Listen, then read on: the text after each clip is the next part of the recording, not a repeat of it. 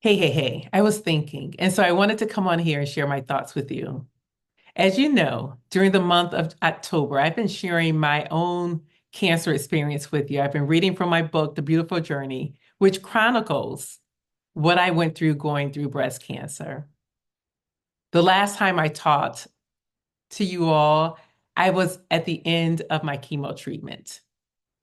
And as we're coming to the end of the month, I will definitely get to the end of this and probably today because all that was left at this point was for me to have surgery.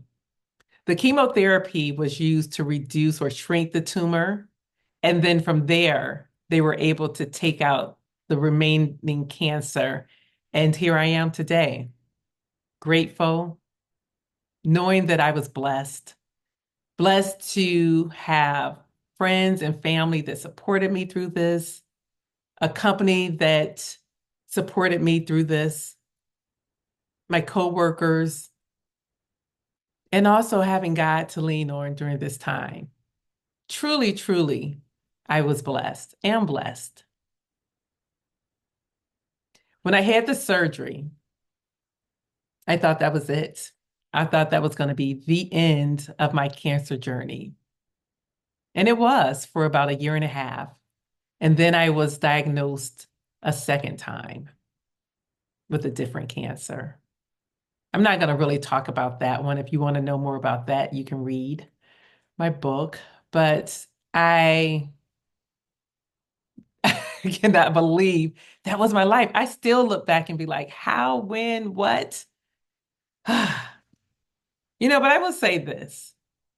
Life after cancer has been grand because it has allowed me to focus on the things that really matter, which is people, which is love.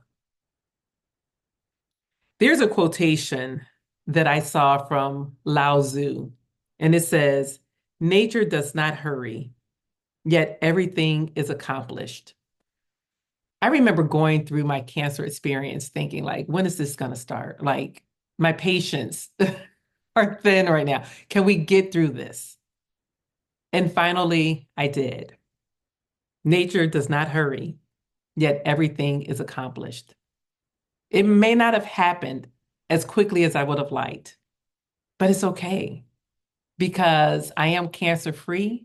The cancer was gone, and I could continue with life. I was blessed. I talked about having family and friends who supported me through this, but I had people all over the country who were walking in my honor.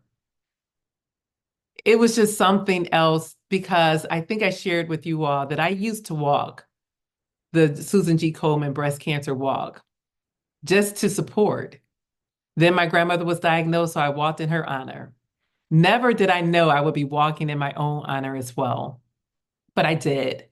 And I remember my very first year, I was able to speak on stage at the walk and share a little bit about my journey. And that was pretty awesome. Yeah.